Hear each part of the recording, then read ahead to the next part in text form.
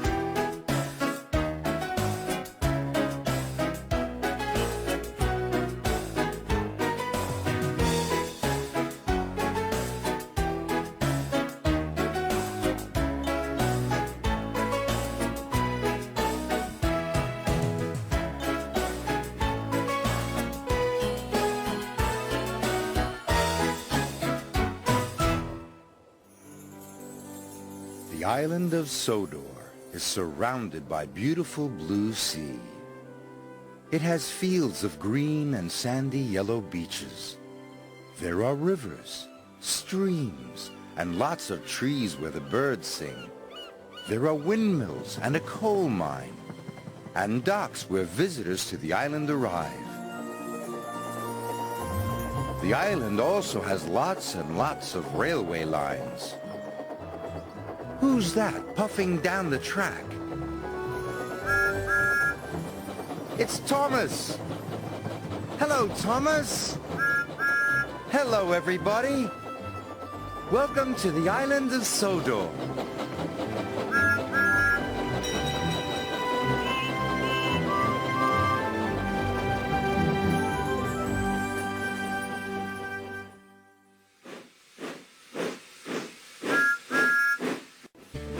A visit from Thomas.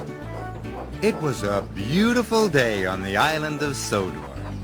Thomas was taking Sir Topham Hatt to the new school construction site. Sir Topham Hatt had given the land for the new school.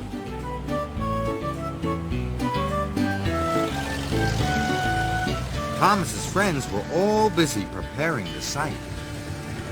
A school is the proper use for this land, Sir Topham Hatt said proudly. Let me show you the football field, said Miss Jenny. Buster was having a wonderful time rolling the earth flat. It'll be a great football field, said Miss Jenny. Great, said Sir Topham Hatt. Alfie was happily digging foundation trenches for the school library. It will be a splendid library, said Miss Jenny. Splendid, said Sir Topham Hatt. And this will be the swimming pool, she said.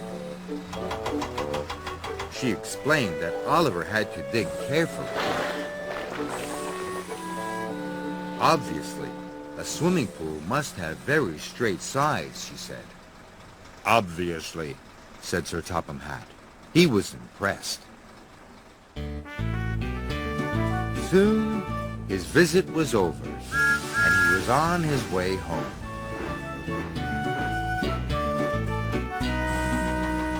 Max was becoming impatient.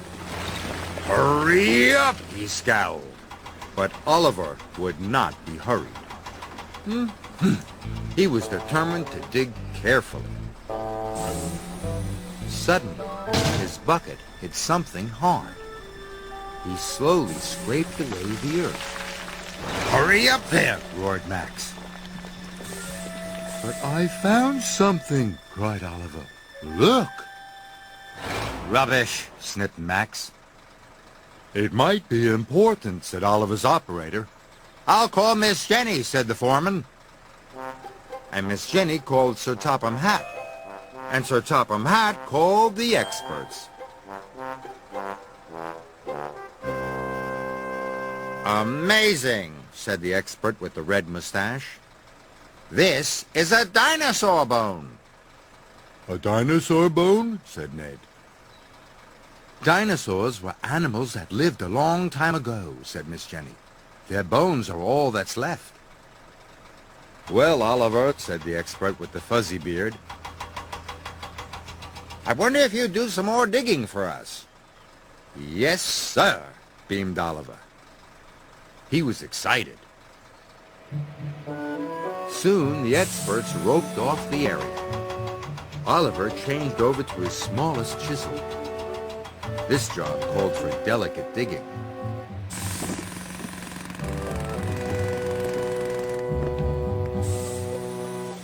Soon, Oliver found some more bones. Ooh. And some more. And some more. He had uncovered the skeleton of a whole dinosaur. Everyone cheered. This is an important day for the Island of Sodor, said Sir Topham Hatt. Thanks to Oliver's careful digging, said Miss Jenny. It makes me proud to be an excavator, said Alfie. A man with a camera even took Oliver's picture.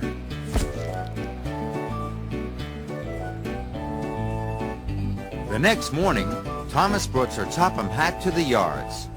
It seems we have a celebrity here, he said. It's Oliver, said Ned. With his dinosaur, said Jack. The front page, no less, said Miss Jenny. Oliver was proud.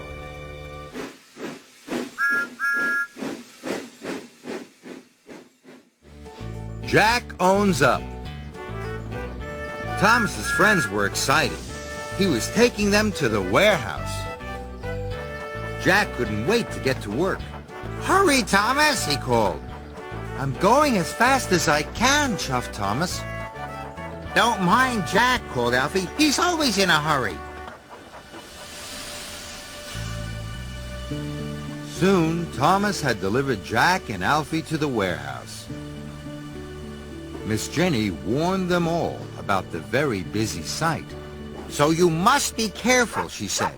Anyone causing an accident will be sent back to the yard immediately, added the foreman. Ned was worried. He sometimes caused accidents, but he didn't want to be sent back to the yard. Don't worry, said his operator. I'll make sure you don't back into anything.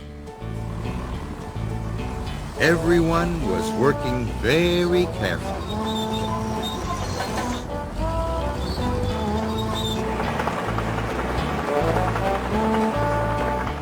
Ned's operator guided him around corners and through the stacks of bricks. Oh boy, said Ned proudly. He was having fun. Jack was having fun too, but he wasn't being careful at all. Slow down, Jack, Kelly boomed. You'll have an accident. Not me, Jack shouted cheerfully. Thomas could see Jack was being careless. He hoped his friend wouldn't get into trouble. But Jack did get into trouble. He backed into a stack of roofing slate and smashed it into tiny pieces. Blistering buckets, said Jack. He looked around. No one had seen him break the slate, not even his operator. Jack knew he had been naughty, but he didn't want to get sent back to the yard. So he filled his bucket full of gravel and drove away. Ned didn't see the broken slate and rolled right over it. Ned, cried his operator, you've knocked over the slates! I didn't do it, protested Ned. It wasn't me. But there was nothing Ned could do. It was an accident. His operator would have to call Miss Jenny.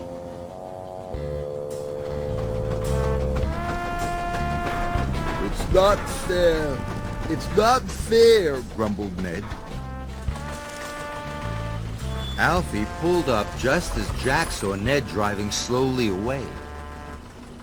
Where's Ned going? Asked Jack. He knocked over some roofing slates, said Alfie. Thomas is taking him back to the yard. Jack knew it was all his fault. What should he do? Alfie could see Jack was upset.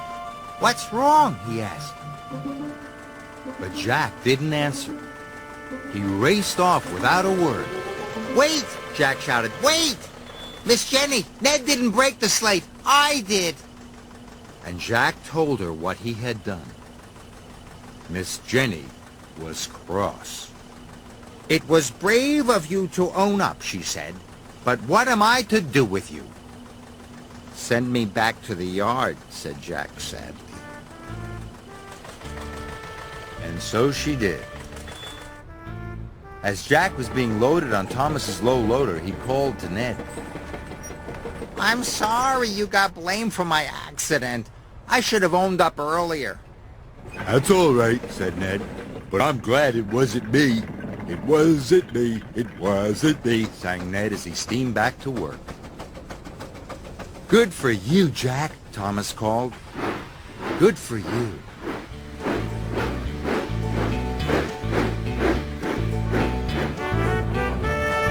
All the way back to the yard, Jack felt good. Deep down in his pistons, he knew he'd done the right thing.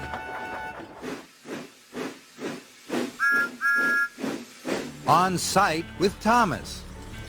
It was a simmering summer day on the island of Sodor. Sir Topham Hatt had sent Thomas to help Jack and his friends at the construction site.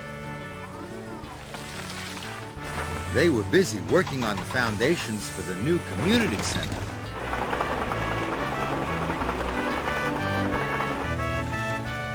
Patrick was pouring concrete for a new platform.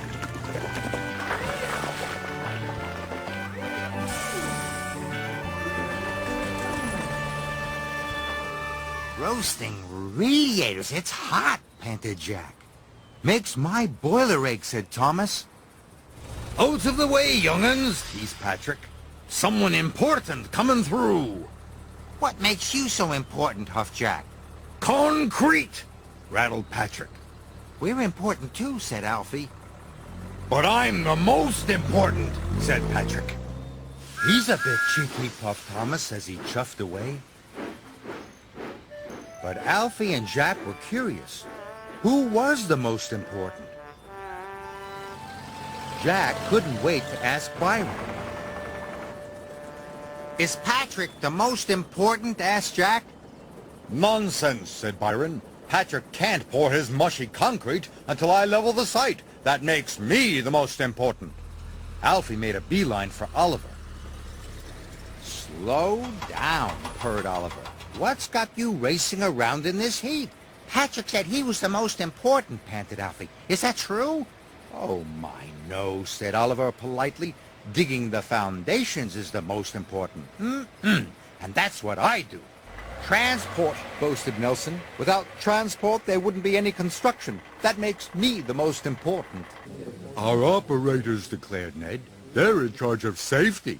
They're definitely the most important. I give up, clattered Jack. They can't all be the most important, said Alfie. They were confused. When Thomas returned, he could see that everyone was talking about who was the most important. Even Max and Monty.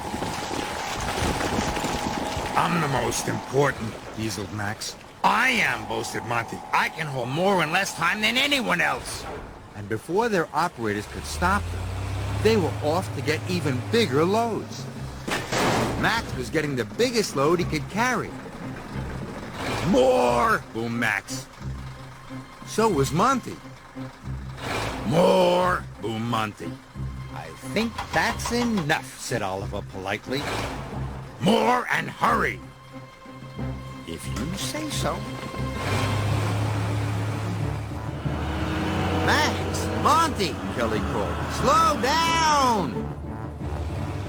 Thomas could see Max and Monty were headed for trouble. I'm the most important, snapped Max. I am, blasted Monty. I am.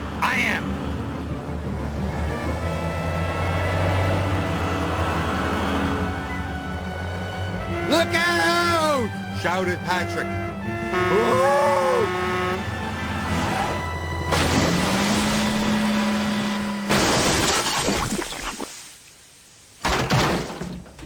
Flatten my fenders, shouted Monty. Not my fault, called Max. My beautiful concrete, moaned Patrick. My beautiful blue paint, moaned Thomas. Miss Jenny was cross when she heard the news. I'm very disappointed in you two, she said to Max and Monty. You've caused a lot of trouble. And look at poor Thomas. We were only trying to show who's the most important, groaned Max. You're all part of a team, said Miss Jenny. There's no such thing as most important.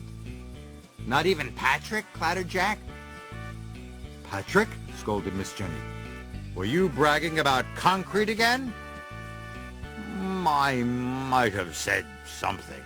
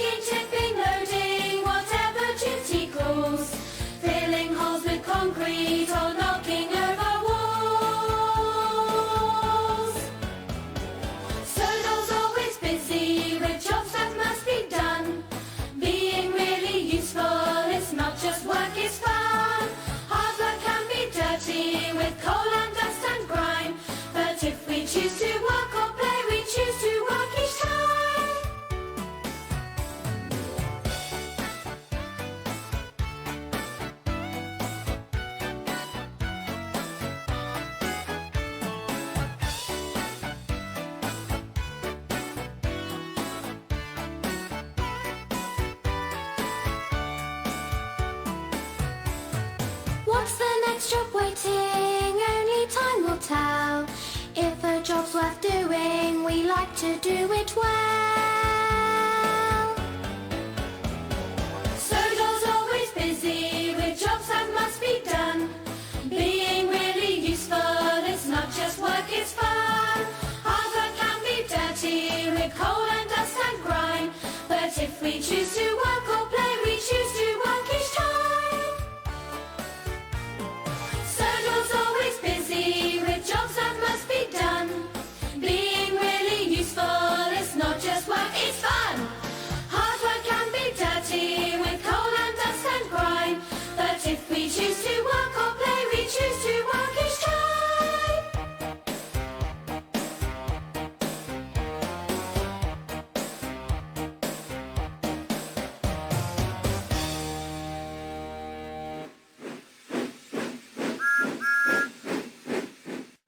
Percy's Scary Tale. It was a foggy, foggy Halloween night, so Topham Hatt had sent Percy to work with his friend Alfie. Percy was glad he would be with a friend on Halloween. Alfie was on a night job. He was helping mend the road through Maithwaite Forest. Percy had arrived during the workman's break. Kelly was going to tell a Halloween story. I hope it's not too spooky, said Percy. Me too, said Alfie. He didn't like being scared either. Rubbish, snarled Max. it's just a story, sneered Monty. Shh, said Jack. Then Kelly began. Once upon a time, there was an old steam truck. He was very cross. Someone had taken one of his headlamps. And everyone listened quietly as Kelly told the story of the one-eyed truck. And finally, the one-eyed truck chased the loader into the deepest, darkest part of the forest. Then what happened? Asked Isobella. Luckily, the loader got away, but according to legend, the one-eyed truck still wanders the forest, blowing his whistle and looking for a headlamp, whispered Kelly. Maybe he wants yours. That was the best story yet, said Jack. I hope I never meet the one-eyed truck, gulped Alfie. Me too, cried Percy. Stuff and nonsense, rattled Monty. Break's over, said Kelly. Back to work.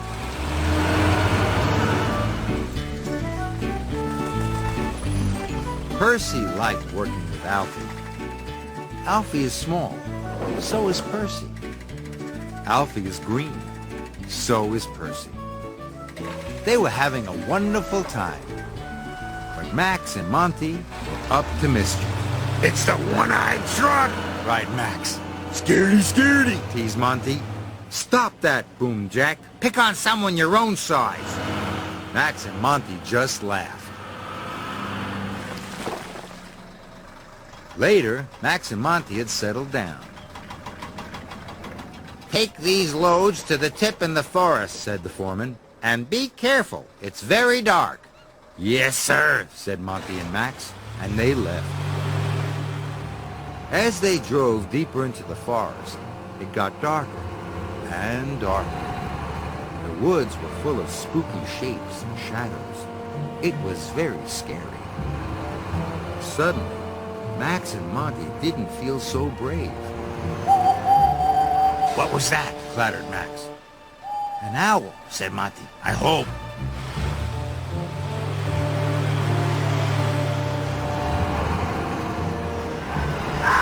And that? Cried Max. I don't know, Said Monty. It was just a fox. But Monty and Max didn't know that.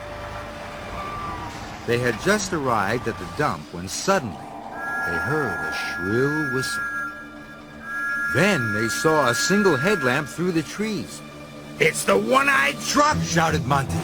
They dumped their loads and raced away as fast as their wheels could carry them. He's after us, cried Max. It's the one-eyed truck, Yelped Monty. There is no one-eyed truck, said Kelly. It's just a story, chuffed Alfie. Well, what's behind us then? Said Monty. It's Thomas, said the foreman. Thomas, said Percy happily. Hello, Percy, called Thomas. Sir Topham Hatt sent me with some more freight cars. Monty and Max felt silly. They were in a beautiful shade of red. But everybody else had a good laugh. Especially Percy and Alfie.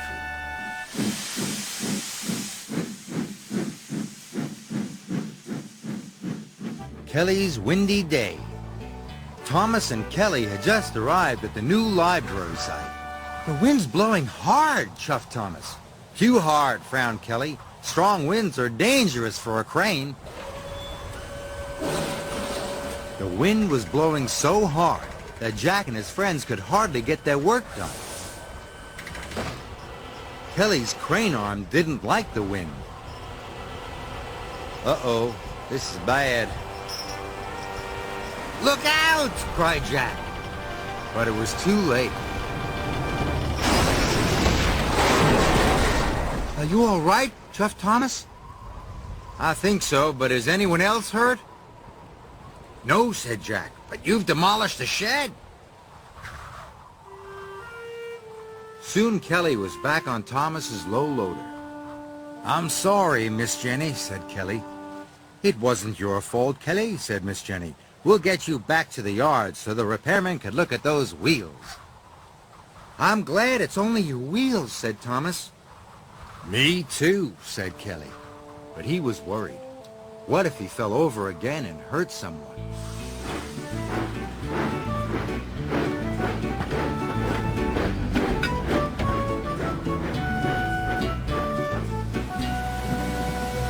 That night, the wind blew, and the rains pounded down.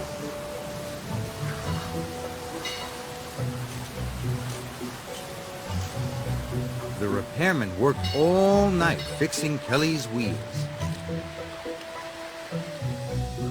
The next morning, the sheds were empty. Everyone had gone to work, except Kelly. The rain had stopped, but the wind was still blowing, and he was worried.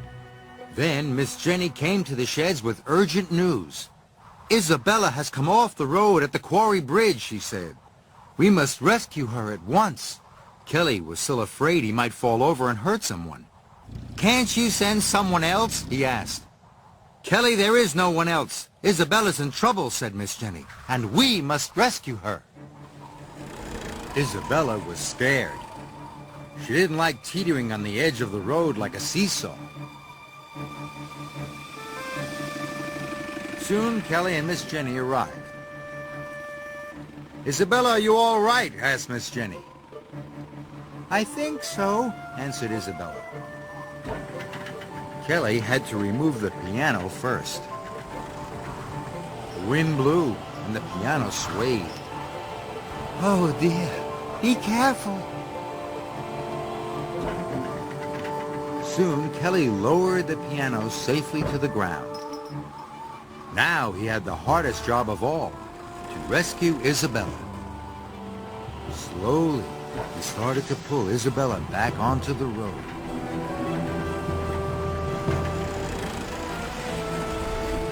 The wind blew harder. Isabella began to teeter.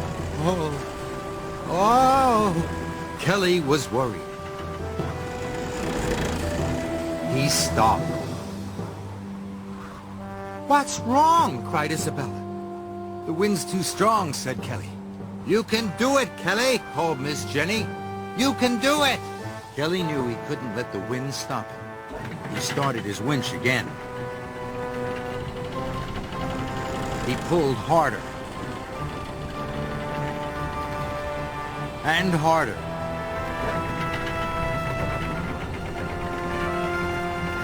"Oh, mind my paint," the cheeky truck cried. Isabella was finally back on the road. Phew. "Well done, Kelly," said Miss Jenny. "Well done." "Thank you, Kelly," said Isabella. At last, Kelly had his confidence back. Isabella was on her way again. And Thomas could see that Kelly was happy.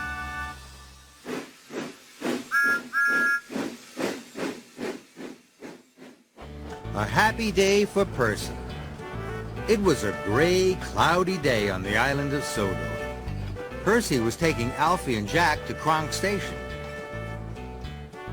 Jack and his friends were going to prepare the site for a new repair shed. But rain had made the site a muddy, mucky mess. "Mud can be dangerous," warned Miss Jenny, "so remember." "Safety first," said Byron proudly. "And that means no carelessness," she said to Max and Monty. "Yes, Miss Jenny," they clattered. Jack and Alfie were having a wonderful time. Alfie liked mud. This was the muddiest mud he had ever seen. "Mud! Glorious mud!" Alfie shouted as he spun around. Byron was working very carefully. His cuts were straight and precise. "Look at that," he chugged. "A work of art." But no one noticed how carefully Byron was working. Max and Monty were still up to no good. "Bust my buffers!" cried Percy. "What do you think of my trench, Oliver?" Byron asked proudly. But Oliver didn't answer. He was too busy trying not to sink in the mud. Oh. Byron was upset. He wanted someone, anyone, to say, "Well done." Max and Monty were still up to no good. Ready? Go! "Watch out!" shouted Alfie. But it was too late. Max broke the water supply pipe. Water gushed everywhere. Suddenly, Alfie was sinking into a muddy hole.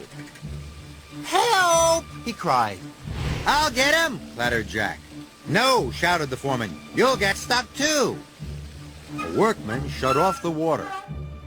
But there was no way Alfie could get himself out. "Byron!" Miss Jenny cried. "Can you help Alfie?" "I'm coming, Alfie!" he shouted. Byron could see Alfie was sinking in the mud. "Grab my blade!" called Byron. Alfie reached out. "I can't reach it!" he cried. "Careful, Byron!" shouted Miss Jenny. "Careful, you'll sink too!" But Byron inched closer and closer and closer. Miss Jenny was worried. "I've got it!" shouted Alfie. "Hold on!" cried Byron. "Come on, Byron!" Kelly whispered.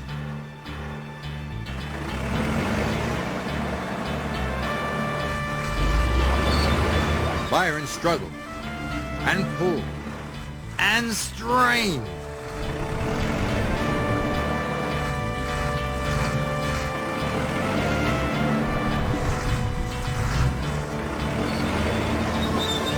At last, Byron pulled Alfie to safety. Alfie was happy to be out of the mud, and Percy was glad his friend was safe. "Well done, Byron," he said. "Yes, well done," said the foreman. "Well done," shouted Kelly. "Well done," shouted everyone. Byron was proud. He had more well dones than he knew what to do with. That night at the yards, Miss Jenny had stern words for Max and Monty.